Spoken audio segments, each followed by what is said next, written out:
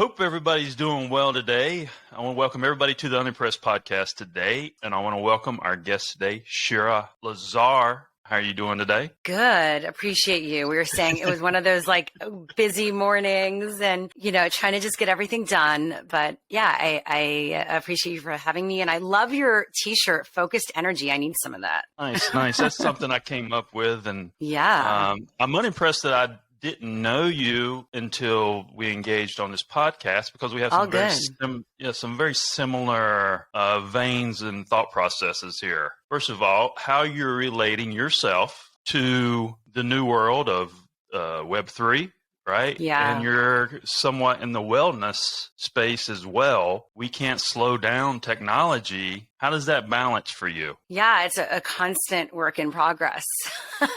But I think it's the awareness that's key, right? And then having the tools at your disposal so that when you're going through moments of anxiety or conflict or tension, that you have something to fall back on, right? Mm-hmm. Adding tools to your tool belt is so key. And you're not supposed to do it when you're in a time of distress.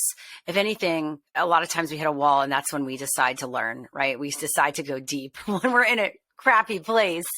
Mm-hmm. And, through the work I do, I try to encourage people to be more proactive than reactive in their life. It's the moments where you're at your high or you're feeling in your flow and good. That's when you should be doing the work as well, right? Because inevitably, things change constantly, and that's kind of the flow of life. And so how do you have what you need to take care of yourself, including in an industry where we're constantly connected, right? Through tech, et cetera. Mm-hmm. I think more than ever, we're going to need to have safe spaces to connect and integrate in this way, right? And it'll have to be embedded into the foundation of this industry in terms of the leadership, the teams, the communities. I think in Web 2 or in previous corporate systems, it was always like an added thing.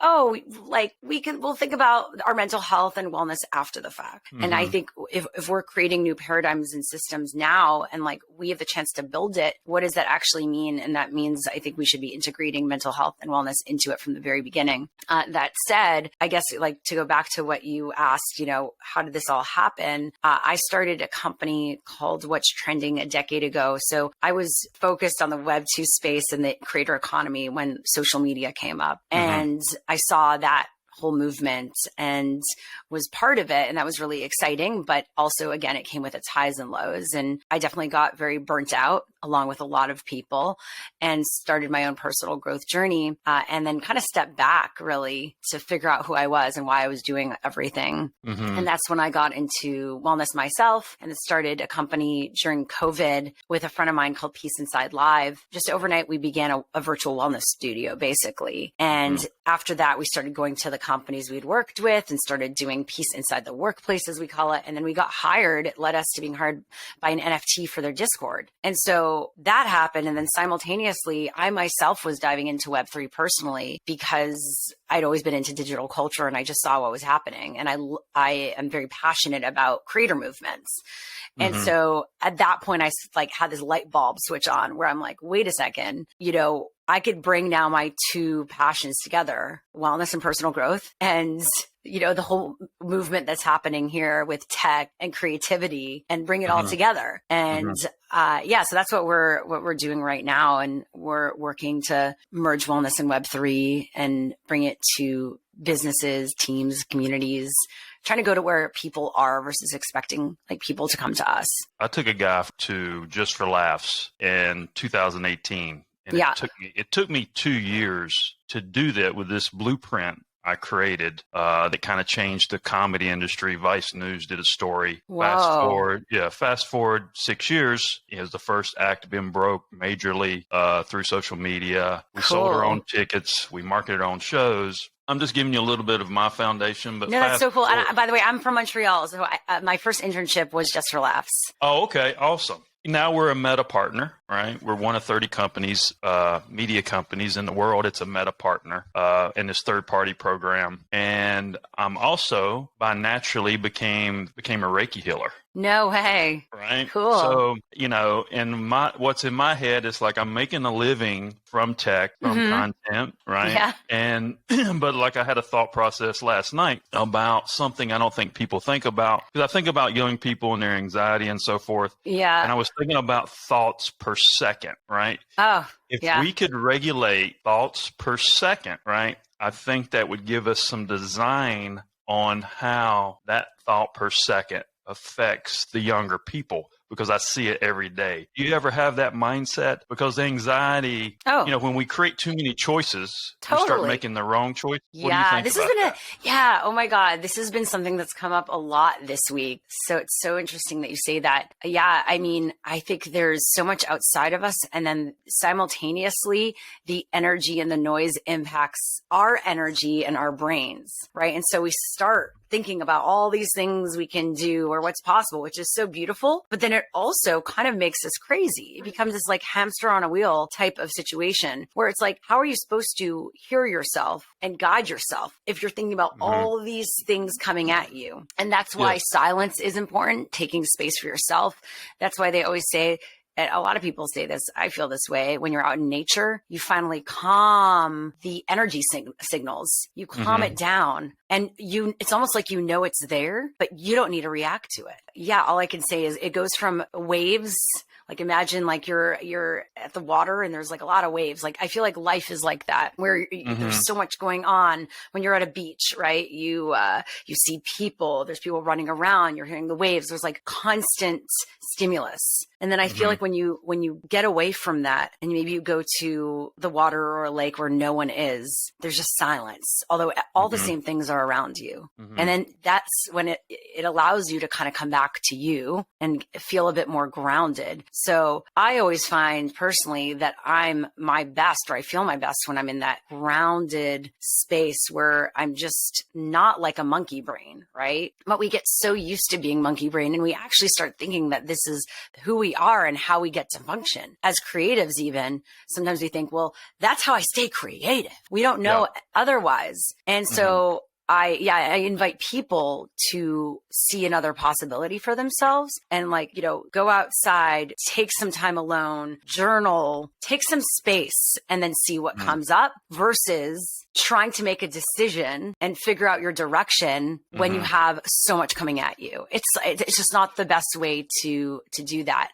So I think about that a lot. That's why meditation is so important. I mean, for me, because you actually get used to having thoughts coming in and letting them go. It's that practice. It's actually, meditation isn't about not thinking anything. It'd be great to get to that point, but it's actually because we're human. We're not like robots. We're not perfect. It's about coming to peace with your thoughts. Something you just said, this is something I try to talk to young people all the time. How do we get kids to understand that? Because I think when their minds adults can barely understand.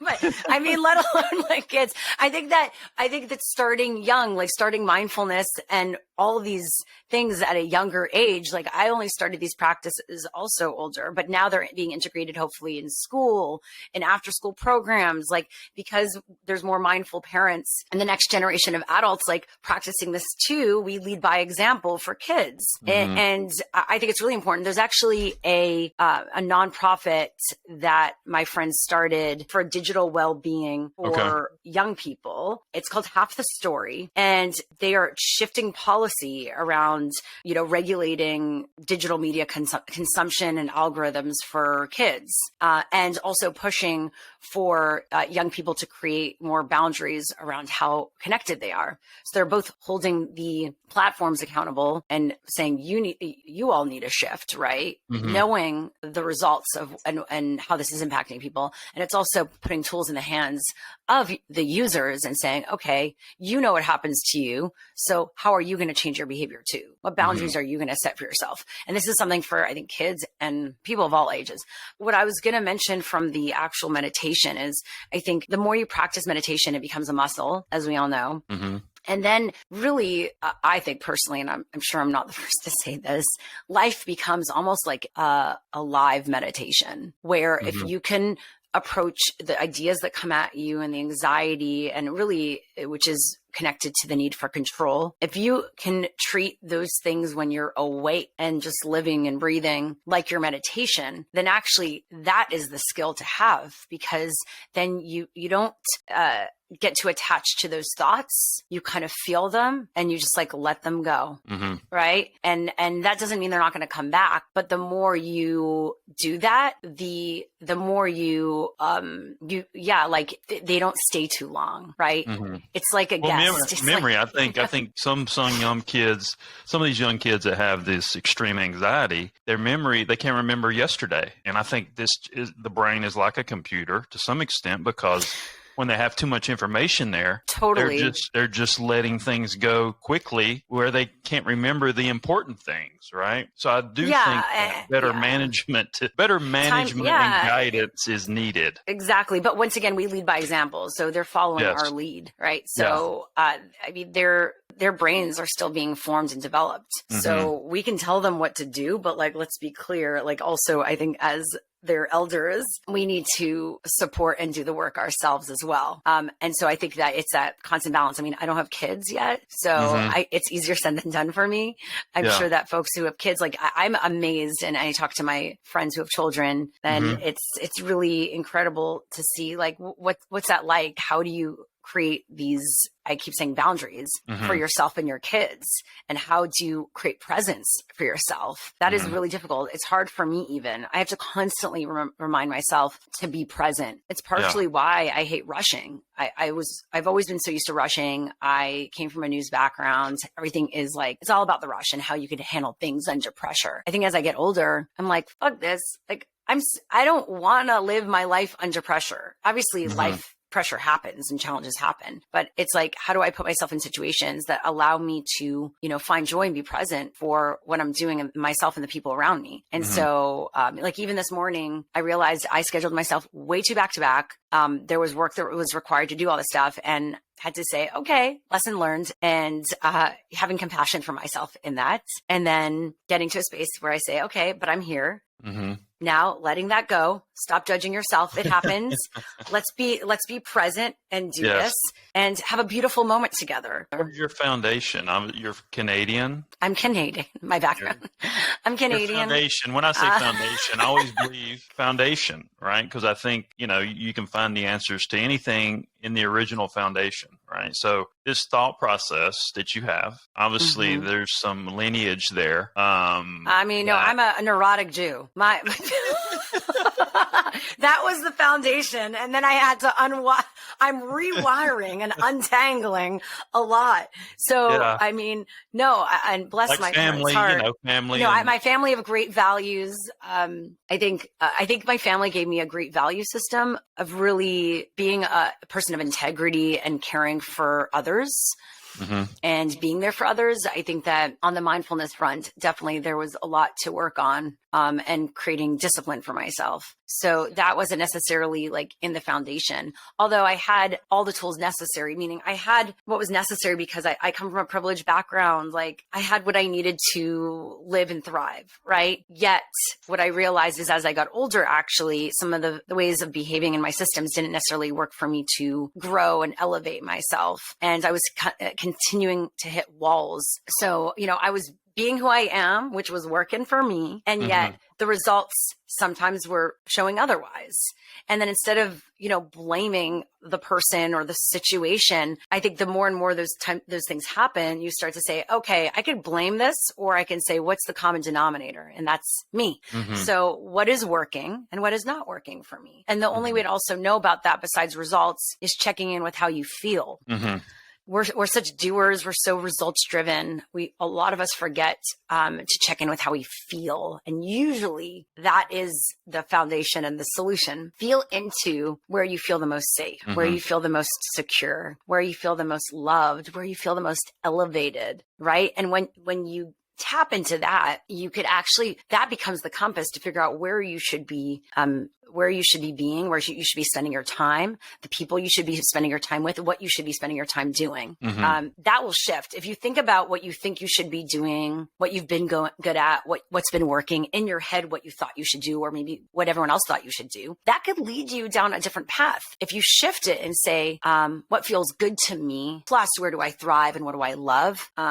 And what are my value systems? When you start asking those questions, it may lead you to a different place. But I would say it's going to be a place that you're more aligned. And so I think a lot of us function in the other path because that's what we know. And I was always functioning in that path, and I definitely still do. But I started playing in the other path, and that became really a path that was more purposeful and service driven, right? Yeah, it's internal, like it's somewhat of internal compass. Right. That, and then also, guess what? A path that's better for your nervous system. A lot of times we make ourselves sick, and we don't find the most success. We think we are, because actually our nervous system is saying otherwise. So yeah, tune into your nervous system. That's what I would say. Figure out how, and typically that comes from meditation, mindfulness, therapy, and giving yourself space to check in with yourself, inner reflection. And you grow that muscle over time. How do you use that internal compass to enrich your career? Because I think, like you said, you step out of that lane that may not be that passionate, deep down, because I think you got to do what's really comes from the heart and love what you do. And there's a lot of people that are not in that position, especially in entertainment. If you're making that transition, how do you pull yourself over? Oh my God. It's a constant battle between your ego and what you think you should do. Maybe you thought, this was always my dream job, but yet it's not feeling right. I'm feeling stressed. Maybe I'm sad. I'm anxious all the time. Well, does that seem like a good environment for you then? Maybe that was something that worked in your past. Maybe that was a dream of yours, but things don't last forever. What worked or what you were interested in at one point in your life might be different. So it's also that acceptance that you are constantly changing, and we are constantly moving from one chapter to another. And that's really hard, because that means letting go. There's a lot of grief to that. And that means trusting that there's something on the other side that feels right. And what feels right will lead to something that is right, even if you're not clear about what that is. Right. So I think it's constantly asking yourself that and checking in. The check-in. We talk about relationship check-ins a lot, right? Like once a week, how about check in with your partner? How about personal check-ins, right? Your self check-in. That's the one thing a lot of times we don't do. And you might be surprised what comes up, right? You might either realize, holy crap, this is not right. This doesn't feel aligned. How did I normalize this? Or you might say, wow, I'm so proud of you. This is fucking awesome. Like this works, right? And like that is an important thing. It's so easy in entertainment to get pulled in so many different directions, or to think something makes sense for you when it maybe doesn't. Or for me, getting into Web3, and I've been finding some success in that. The fear of like, oh crap, okay, I'm finding some success. I don't want to fuck this up. Yeah. Right. I don't want to fuck this up. But then when you get in that mode, you get into a fear mode. And then actually everything you wanted to be open to, you're not. You're just holding back and like trying to control everything. So it's this divine dance between being yourself, being present, trusting, letting go while doing the work. Yeah. Or you could be like me when I talk about my philosophy. They just look at me like I have 3 heads. What does that mean? Well, I don't know. I developed this thing about finding a perfect audience and how it's linear to life and linear to social media, right? And I think it's a way to kind of clean up the system. Because I think social is basically sensitivities. So if you reverse engineer that, right, and you wonder why that social and the tech and Web3 is able to create this AI that can act similar to human beings, because they're getting all the sensitivities and reactions of human behavior, right? Yeah, there's a lot of data out there.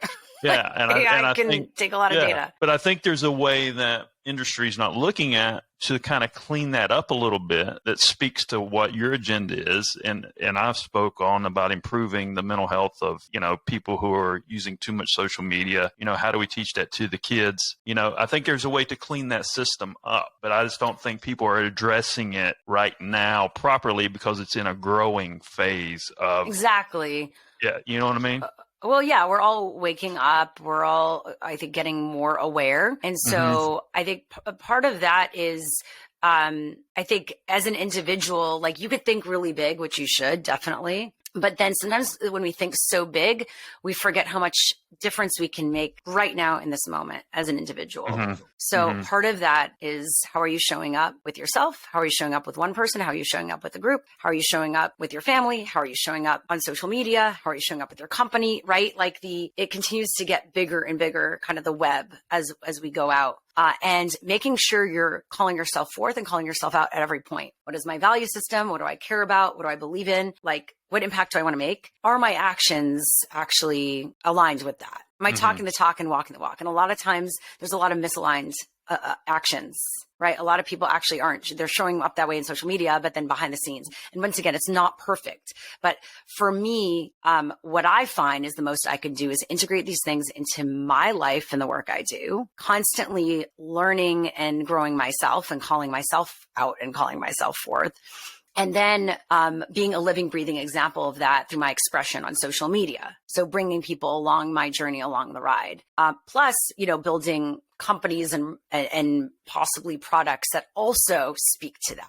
But I needed to get through the first two things to even get to the part of developing a company or other stuff.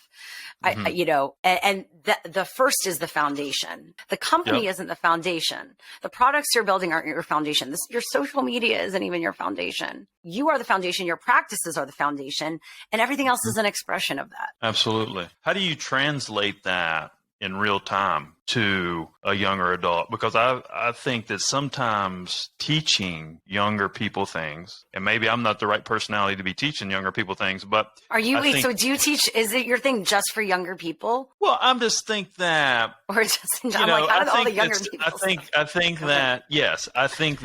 I think there has to be some drastic. I think about younger people because I think when you say foundation, the politicians, our government, all these things have to start there. Then nobody's talking about that. If you start redirecting half the story, road, you need to interview Lars May, who's a dear friend. Half the story, again, I mentioned them. Check her out. She is doing just that. But again, it all doesn't matter if we ourselves aren't doing the work. And then I think you get so deep in what feels right for you. And then at a certain point you say, okay, I'm ready to bring this to the world. Thich Nhat Hanh, who's an amazing teacher who's no longer with us, created something called, called engaged Buddhism, which is the philosophies of Buddhism with being an engaged citizen in this world. So and it's saying that, if you're a Buddhist or you believe in some of these philosophies, you don't need to get enlightened or feel like you're making a difference by just going away from the world. It's about taking those philosophies and actually engaging people in this modern world. And I think a lot of us who want to do that understand that we need space and we want to have peace, right? Inner peace, but we have a responsibility to bring what we know can create change to this world. And so I loved Google engaged Buddhism because it's a really interesting concept and way of looking at things. And it definitely inspires me as I continue my work. But I think we also need to realize there's a difference between advocacy and activism. Advocacy is saying I'm an advocate for these things. I inform people. You might do it through content and entertaining people, but yet it still informs people. And then activism is actually changing policy. I think a lot of times people think, I'm an activist. I'm like, what policy have you changed? Have you been or at protests? What are you actually doing to not just shift culture and the conversation in your own community, which is just as important, by the way. Both need to exist. Then the flip side is we still run in a system around policies and rules and regulations. And to act like that's not around is so ignorant to all those rules and regulations impact. I think you need to figure out what side you want to be on. But again, you can be on either of those sides. And then you could be hippie become, I was going to say just what you just said. My thought is hippie becomes modern, or shaman. Sometimes, it's really, right? It depends what, listen, even Nadia, who is the most badass Pussy Riot activist, she has said activism and advocacy looks different for everyone. Right. So you need to figure out what makes sense for you and where your passions lie. But again, a lot of times, like even Lars says, like she's fighting for the digital health of the next generation. And so that means she also needs to take care of herself. They go hand in hand. Mm-hmm. So take care of yourself, and then you'll be a reflection of what's possible for others. Nice. I like that. That's a little softer approach than mine. And, I think that's a good translation. Doesn't mean there's not action. Yeah. It's just like you can come up with all these theories and blah, blah, blah. But when I go and actually hang out with you, do I feel as a person, are you putting out the energy of the world you're trying to change? And people feel that, people connect with others through, energy and how they're showing up in the world. So a lot of times we get so lost in the doing and like the theorizing. And sometimes we just need to stop talking about what we want to do and who we are and start being it. Yeah, that's great advice. For itself. And we probably could have talked for 3 hours, but this is very interesting. Thank you. What a interesting, this was a break for my day from all my other stuff going on. So I appreciate it. Yeah, you just align with my thought process, and cool. I love to hook up with some of the other people that are involved in this. And it's like, I have energy coming out my hands. I've gone on the street and people could, I could give energy from, 5 feet, 10 feet away. Do you feel energy now? I do. There's some energy there. Absolutely. It's, well, I think it's blood. I don't want to sound crazy, but I think it's bloodline. I think, You think I have a bloodline? I think I'm an angel witch. An angel witch? What is that? I'm an angel and a good witch. Well, you probably have a Hebrew bloodline. Yeah, I'm Jewish. Yeah, as I said. Yeah. Well, so, but all people who say they're Jewish, I don't think have a Hebrew bloodline. Do you believe that? I'm Eastern European. Possibly. Possibly. That's a very. We should talk about this more offline. I would love to have this conversation. Well, I'm going to let you go. I know you got a full day ahead of you, but I appreciate you coming on the show. Maybe we can have you back on. I'll send definitely. you an email and send you an email, some information, so forth, and I can follow up and we can go from there. Perfect. But I appreciate you coming on the show. This is Shira Lazar. She's calling in from Los Angeles today on the Unimpressed Podcast, and I'm John Edmonds Kozma, the CEO of Bang Productions.